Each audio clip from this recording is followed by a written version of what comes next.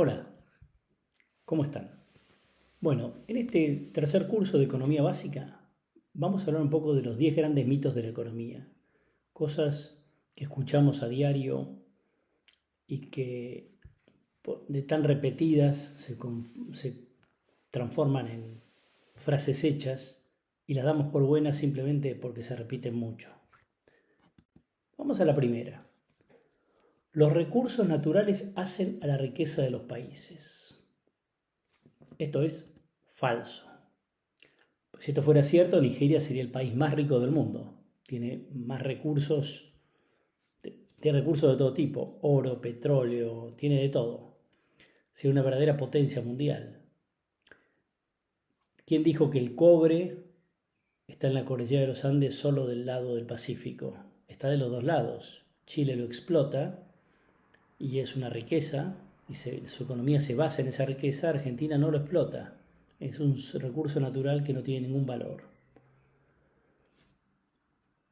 Luego, ¿cómo es posible que Japón, que es la tercera potencia del mundo después de Estados Unidos y China, sea una isla rocosa, sin posibilidades de agricultura, sin petróleo, plagada de terremotos, tornados y tsunamis, y sin embargo la tercera economía del mundo? Y esto es porque la riqueza está en la actitud, no en los recursos naturales. Vamos al segundo. El Estado debe corregir las fallas del mercado. Falso. En un mercado libre, realmente libre, es decir, libre entrada y salida de los oferentes y los demandantes, las fallas del mercado son corregidas por un nuevo actor. Por ejemplo, si un producto está muy caro, es una señal que hay escasez de oferta. Si hay escasez de oferta, el precio es muy alto, alguien encontrará la manera de ingresar y ofrecerlo a un menor valor para quitarle mercado al oferente actual. Entonces, también la demanda puede corregir esos precios, dejando de comprar el producto A para comprar el producto B. Entonces, las fallas del mercado solo se corrigen con más mercado. Tercero, la causa de la inflación es la emisión monetaria. Depende. Depende. La inflación es siempre y en todo lugar un fenómeno monetario, es decir, un desequilibrio entre la cantidad de moneda y la cantidad de bienes o servicios. Pero esto se puede ver a varias causas. Una es la emisión monetaria, pero no es la única. Por ejemplo, si por algún motivo la demanda se asusta, los consumidores se asustan por X situación, el dinero circulante puede empezar a circular más rápido y tiene el mismo efecto que una emisión monetaria. Empiezan a convalidar precios que antes no hubieran hecho con tal de sacarse los pesos de encima. Y también por el lado de la oferta de bienes, si por algún fenómeno que puede ser una guerra, un terremoto, un cierre de importaciones, una pandemia, la cantidad ofertada se reduce, los precios suben, en líneas generales suben y se produce inflación. Entonces, ok, con una de las causas de la inflación, la emisión monetaria, pero no la única. 4. Los monopolios son siempre malos. Falso, falso. Hay distintos tipos de monopolio. Si es un monopolio creado por el Estado, ya sea por regulaciones del Estado o ya sea que el Estado permite que haya barreras tan altas para el ingreso de nuevos competidores, el que ya estaba se vuelve un monopolio. Ese monopolio es malo, por supuesto. Pero también hay otro tipo de monopolios, el monopolio natural, que es algo muy bueno, porque está mostrando que alguien inventó algo, alguien crea valor, algo que no existía antes. Crea algo nuevo y la gente lo adopta y lo necesita y se lo compra. Un ejemplo típico es Apple y el iPhone. ¿Quién puede dudar que tuvo un monopolio total cuando inventó el iPhone? Pero bueno, hay periodo de patentamiento, periodos que vencen las patentes y luego aparecen nuevos competidores. Entonces el mercado llenó de oro a Apple y luego más tarde aparecieron varios competidores. Hoy está, no sé, tienen Samsung, tienen Nokia, Huawei, Motorola, el que quieran. Entonces hoy no es un monopolio, pero en un momento lo fue. Y por suerte lo fue, porque si no hubiera habido un monopolio, no habría celulares.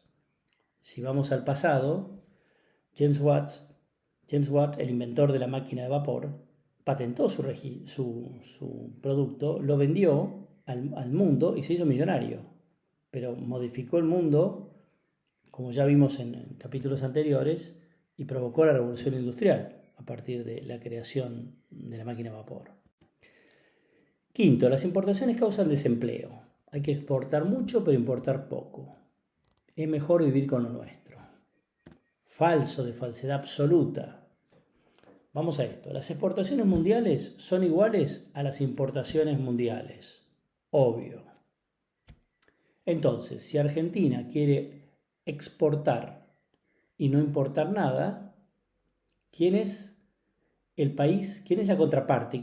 ¿Cuál es el país que se va a sacrificar y no va a exportar nada y va a importar todo para que Argentina tenga ese privilegio? Esto es ridículo. Esto es ridículo. En el balance mundial, importaciones es igual a exportaciones. Hay un balance natural que, ¿por qué se da? Ocurre por la ley de oferta y demanda. Vamos a un ejemplo extremo. Nuestro país en un año exporta todo, no importa nada, exporta un montón. Perfecto. Entran los dólares se van convirtiendo a pesos, por lo tanto hay sobreabundancia de dólares. Su precio cae, quiere decir que en pesos el peso crece y el dólar cae. Crece tanto el peso que la Argentina se vuelve carísimo y al año siguiente ya no puede exportar nada. Por eso hay un balanceo permanente entre el ingreso y la salida de dólares. Y lo que es conveniente, si uno quiere, para la estabilidad, es que algún año hay superávit, otro año hay déficit y que más o menos en el mediano plazo se van compensando. 6. El capitalismo produce pobreza y desigualdad. Los ricos son ricos porque explotan a los pobres. Recontra falso. Ya lo vimos en la segunda charla. La pobreza del hombre es incausada, no tiene causa. Por eso no se puede solucionar la pobreza atacando sus causas, porque no las hay. La pobreza se soluciona o se intenta solucionar generando más riqueza en la sociedad y luego el mercado va a distribuir. Los pobres de los países con mercados libres viven mucho mejor que los pobres en países colectivistas, socialistas o cerrados al comercio. El capitalismo no solo produce riqueza, sino que es el único que produce riqueza. En un sistema de libre mercado, los ricos son ricos porque ofrecen bienes y productos y servicios de mejor calidad a un mejor precio. Y por eso la demanda, y no los trabajadores, la demanda del consumidor, los premia con su dinero. Se hacen ricos gracias a que la demanda los premia. Por supuesto, estamos hablando de mercados de libre acceso. Séptimo, los controles de precios son necesarios en los productos de primera necesidad. Falso. Si es falso para los productos, es aún más falso para los productos de primera necesidad. Vimos ya en el curso número 1 que si ponemos un precio máximo, se produce una escasez de oferta. Y la escasez de oferta genera faltantes, por supuesto, y eventualmente mercado negro. Entonces, si nosotros ponemos control de precios a los productos de primera necesidad, lo que habrá es escasez de productos de primera necesidad. Octavo, debemos combatir la desigualdad. Falso. Obviamente, aquí nos estamos refiriendo todo el tiempo de la igualdad o desigualdad económica y no de la igualdad ante la ley, que es más, sin la igualdad ante la ley no habría derecho de propiedad y sin derecho de propiedad no habría capitalismo. Entonces, entendamos bien, sin desigualdad no habría capitalismo, es decir, no se podría generar riqueza. El mercado decide después cómo se distribuye esa riqueza y aquí jugarán otros factores como tasa de capitalización y otros temas que no son de esta charla. Pero no hay que combatir la desigualdad, lo que hay que combatir es la pobreza. Si igualamos a todos, vamos a volver a la situación inicial, seremos todos pobres. Así fue durante 1800 años, según ya vimos, hasta que estalló la revolución, se sentaron las bases de la revolución industrial. Noveno, los países nórdicos son socialistas y son exitosos. ¡Wow! Depende. Vamos a analizar un poquito los países nórdicos. Acá me detengo un poquito de tiempo. En primer lugar, los países nórdicos ocupan los primeros lugares en los rankings de Doing Business y libertad económica, percepción de la corrupción. Dinamarca es, en percepción de corrupción, es el país menos corrupto del mundo.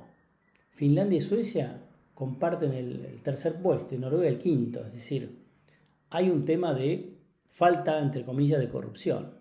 El mercado laboral está totalmente desregulado. Es más, no hay salario mínimo. Hay mucho movimiento de fuerza laboral. Y hay un respeto absoluto por el derecho de propiedad. El estado de bienestar que han creado es un pacto social entre el capital y el trabajo, entre los sindicatos y el Estado. Los salarios están subordinados a la productividad. Los sindicalistas no van a pedir un incremento de salarios que no esté ligado a un aumento de la productividad. En contraparte, el Estado promueve el pleno empleo, hace lo imposible para el pleno empleo y los beneficios para los desempleados son altos. Luego, la salud y educación son, entre comillas, gratuitas. Sabemos que no hay nada gratuito en esta vida. Se paga con impuestos. El impuesto a la renta para los individuos llega al 45-50% anual en estos países. Entonces, esta gente que va a acceder a la salud y a la educación gratuitos, entre comillas gratuitos, por los que no paga en forma directa, no va a permitir que sean servicios de baja calidad porque está dejando casi la mitad de su sueldo, de sus ingresos. Bueno, y luego tenemos el hecho que las empresas pagan muy bajo impuesto a las ganancias. También acá se me dieron vuelta, ¿no? Acá, las poblaciones son pequeñas y demasiado homogéneas, no son muy abiertos a la migración. El país más grande de ellos es Suecia, que tiene cerca de 10 millones de personas. El resto, Finlandia, Noruega, Dinamarca, están cerca de los 5 millones de personas alrededor. Y todos con una cultura muy similar. Todos autóctonos originales de los países, la migración es muy baja. Y todos formados en la ética protestante. Esto es importante también. La ética protestante se basa en el trabajo y la responsabilidad. La ética católica se basa en la caridad, la limosna, la beneficencia. Entonces, partimos de dos principios totalmente distintos. La persona exitosa en el mundo protestante es quien da trabajo a los demás, no quien da limosna, sino quien da trabajo. El famoso tema de dar pescado o caña de pescar. Entonces todo esto hace que estos países sean realmente especiales. No son el ejemplo típico del socialismo que vemos en otros países, mucho menos en lo que fue la Unión Soviética.